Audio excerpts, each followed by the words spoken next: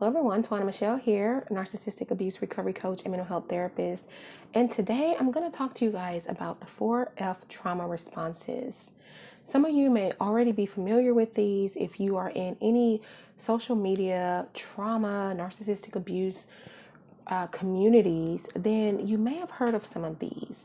I actually got more information about the 4 trauma responses when I read Pete Walker's book, From Surviving to Thriving with Complex PTSD, and it just really made sense to me in terms of how trauma shapes us and how we go to great lengths to survive, and it affects our personalities, it affects us mentally, emotionally, behaviorally, and there are some certain things that may be characteristic of us that may fall within one or all of these trauma responses. So there are 4 basic trauma responses that we're going to talk about, and you may find yourself gravitating towards any of these at different times in your life when you feel emotionally threatened in some way. But we all of us who have been traumatized in relationships, anyone with CPTSD, we tend to have one kind of predominant trauma response that we tend to go to. So I'm going to talk a little bit about what those are and let you know my trauma response, the one that has stood out the most for me. So there are 4 basically. They're called the 4 Fs. Many have heard of the fight or flight. When we learn about the sympathetic and the parasympathetic nervous system in school, we learn about fight or flight. We learn about how our brains prepare our bodies to either take action or run away to survive. But there are 2 other trauma response systems that we may not have heard of, but the 4F trauma responses are fight, flight, freeze, and fawn. So I'm going to talk about those individually and just be transparent with you and share with you the one that I have struggled with the most, and how it's led me to narcissists in my life. And that's one of the reasons I wanted to do this topic. For one, we can have trauma from many different sources, but interpersonal trauma is usually what leads to complex PTSD. And so the complex PTSD can be either a result of being in relationships with narcissists or other toxic individuals, and it can also lead us toward those people. So let's talk about the first one. When you think about someone who is traumatized and has a fight response, think of the narcissist, okay? This is someone who responds to others in a very hostile, aggressive manner. They can be very contentious. They like conflict. They're irritable. They have anger outbursts. They get defensive. A lot of times these people can't really take responsibility or accountability for their actions. They tend to move against other people. I remember when I was in graduate school, I read a book called Moving Away, Moving Towards, or Moving Against. And I think the author was Karen Orney. It was Horney, because it resonated to me on many different levels. And when you think about someone with a flight response, they have a moving against people sort of approach in relationships and in interpersonal reactions. And this is what the narcissist does, okay? They always or often tend to think people are out to get them. Their way of surviving is to attack. So when you think about the basic fight or flight response that you may have learned about, maybe in school or maybe at some other point in your life when you've learned about the sympathetic nervous system and how we get these spikes in adrenaline that prepare us to survive. That's basically the point of it. When we feel threatened, when we feel our lives are in jeopardy, we are going to go into these survival modes. Well, in relationships, when someone is often aggressive and hostile and conflictual and abusive, these people feel emotionally unsafe in relationships. And so they are basically fighting you off. Now, this is all an unconscious process. They don't have any awareness of it, but it's basically what's happening. So if you're the type of person who have a fight trauma response, then you typically have a hard time getting along with other people, and you are very conflictual with them, and you push people away, and you may have a hard time developing lasting, meaningful relationships. You like to intimidate people, perhaps, and people are afraid of you.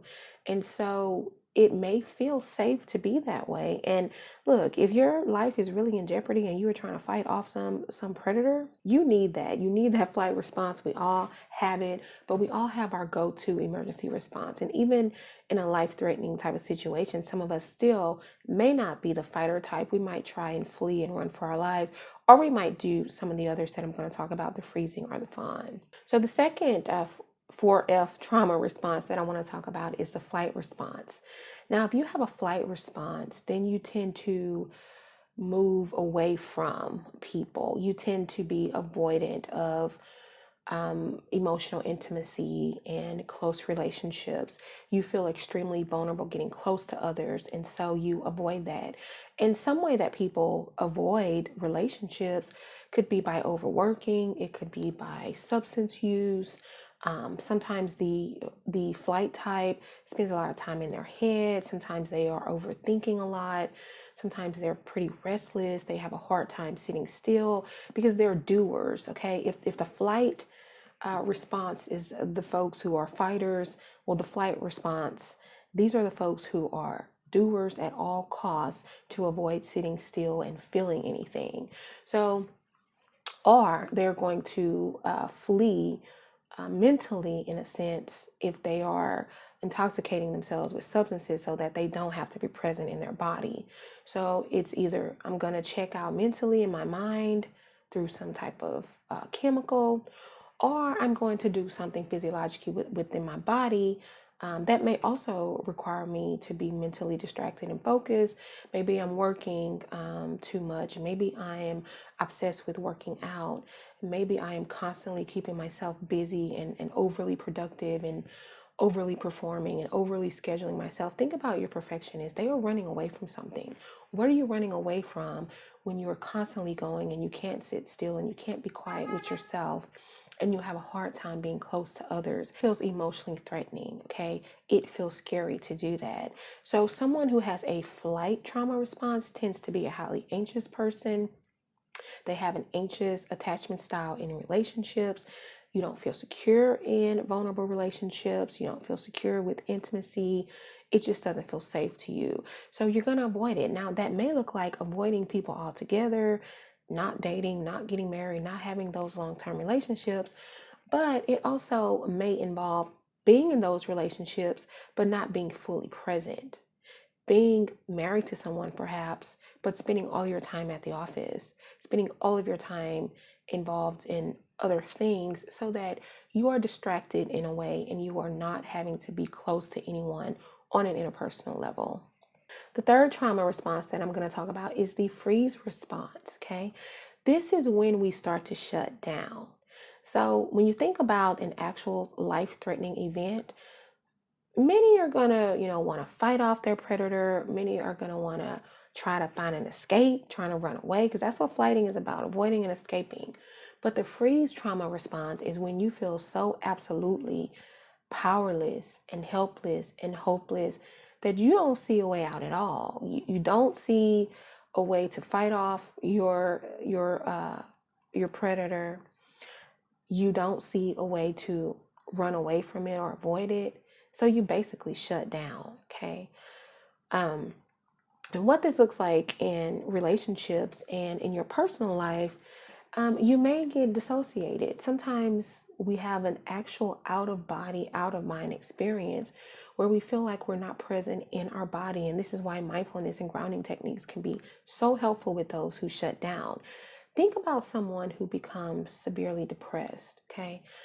Shutting down and freezing as a trauma response can look a lot like that. This is where you just feel like you don't want to do anything. You are so afraid of the risk involved in relationships and being with people that you avoid it, but you don't avoid it in the way that the flight response person does. Because the person who tends to go toward a flight response, they're going to avoid by doing something else. Well, when you are in a freeze response, you don't even have the energy or wherewithal to do anything else. You are basically stuck. So these are people who you may get really depressed. You may just sleep a lot, have a hard time getting up. You may have a hard time just showing up in your own life. You may have a hard time even going to work and just carrying out your normal duties. You tend to withdraw into yourself and isolate. You may not have any friends because that feels too threatening. You probably aren't going to be involved in any romantic relationships at all because it's just not something that you can handle on an emotional level. And even if you do, sometimes, someone in a freeze trauma response, you're not always in that response, right? This is where we go when we feel threatened. You may have gotten yourself in a relationship, but when you feel threatened, you freeze, you shut down, you withdraw from your partner, you go into a depressed state. You are not present in your own body and mind, and you definitely are not present in the relationship. And you might feel trapped, and you might feel stuck, and you might just have a hard time just functioning in general. You're probably going to have just really low energy and feel exhausted and fatigued and drained all the time. You're going to have some cognitive decline, some delayed thinking, some slow thought processes. You're just going to feel like your body is going to feel heavy, and mentally you're just not going to feel there. And mentally you're just not going to feel very sharp. So this is the freeze trauma response that you may experience. Now, many wonder, how is it that someone in an abusive situation stays with their partners? There are many reasons, but let me tell you, one is that they are traumatized, and they are usually in one of these trauma response states, other than the fight state, because they don't feel like they can fight off their partner and survive.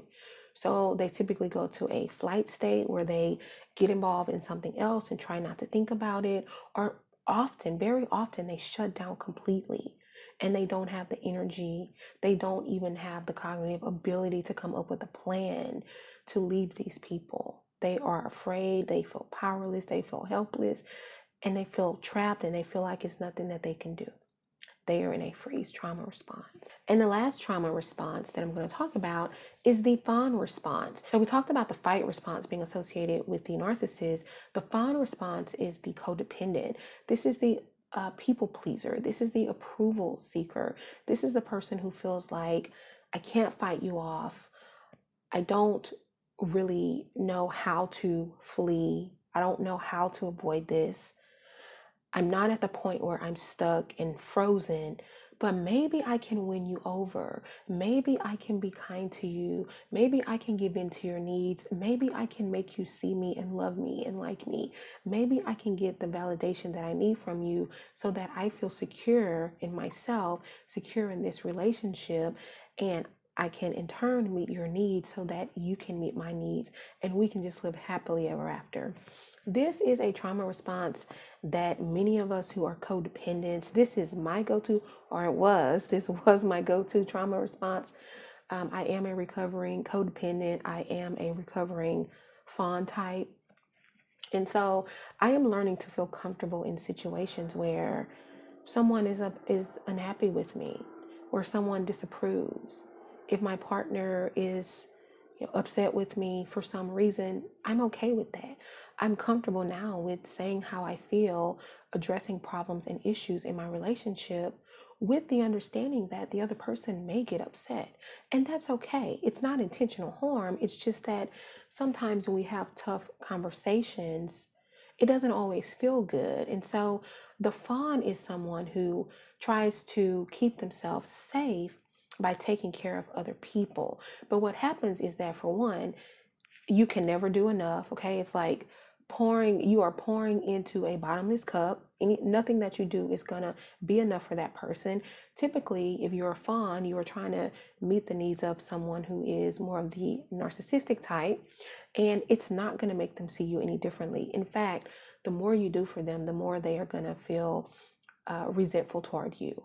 The more they are going to feel the need to control you and to manipulate you, the less they are going to respect you. So the fawn type typically gets to a point where they lose their sense of self. They lose any type of self-worth and self-esteem, and they become resentful. So eventually the fawn gets tired of meeting everybody else's needs except their own.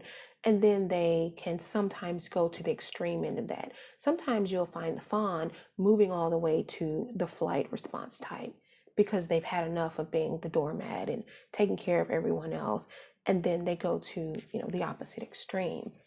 So the fawn type basically is trying to secure their position in a threatening situation, in a threatening relationship, by being the good girl, being the good guy, not creating any waves, making sure everyone's happy. Because if I do everything I'm supposed to do, then I don't have to worry about upsetting them and I won't get hurt emotionally or physically if you are in that type of relationship. So those are the 4 fawn types that I wanted to make you aware of. Let me know if you are aware of what your trauma response is. Oh, let me also say that you don't necessarily have to have one of these trauma responses. You may find yourself vacillating towards different ones depending on the situation, but you will have a go-to, one that typically stands out to you that you find yourself gravitating to. So if you have that awareness and you feel comfortable being transparent, let me know in the comment section, or share any thoughts or ideas you have about this topic. And if you like this video, give it a thumbs up. It really does help my channel. Share it out with others who may be interested in this topic. And if you have not subscribed to my channel, what are you waiting for? I'd love to have you be a part of this community. And I think that is it. Thank you so much for watching. Until next time, take care. Bye.